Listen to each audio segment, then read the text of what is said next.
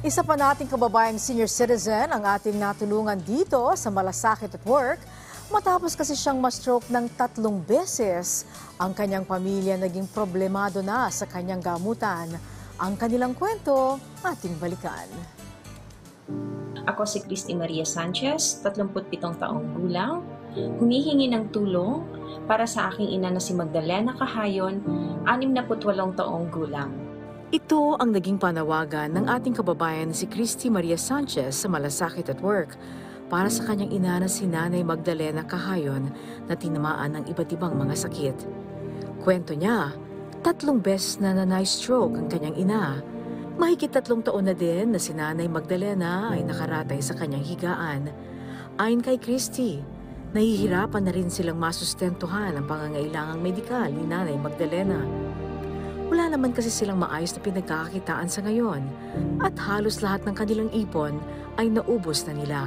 Kaya naman po, ako ay humihingi ng tulong sa mga makakapakinig, makakapanood dito sa programang ito, itong videong ito, para po sa aking ina. Ang anumang tulong na inyong maipapaabot ay taus-puso ko pong pinasasalamatan. Nung araw din na yon, ay agad tayong nakipag-ugnayan sa tanggapan ni Senior Citizens Party List Representative Rodolfo Ordanes. Ayon sa kanya, ay magpapaabot siya ng financial assistance para kay Nanay Magdalena para makatulong sa kanyang gamutan.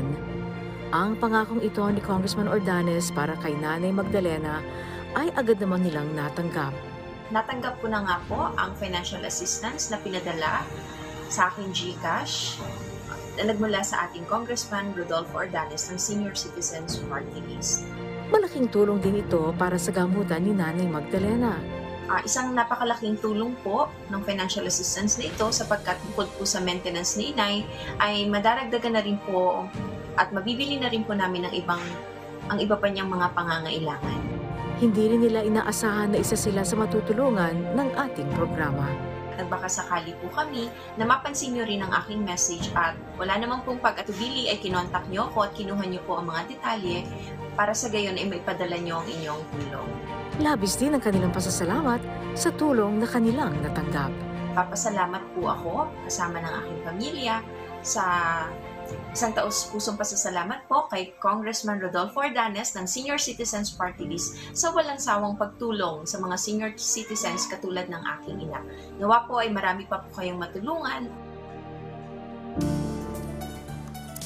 At sa mga nais pong dumulog sa ating programa, maaari po kayong magpadala ng mensahe sa ating official Facebook page, PTV Malasakit at Work. Maaari kayong mag-message sa ptvmalasakit@work@gmail.com. Muli, ang tunay na malasakit ay laging at work.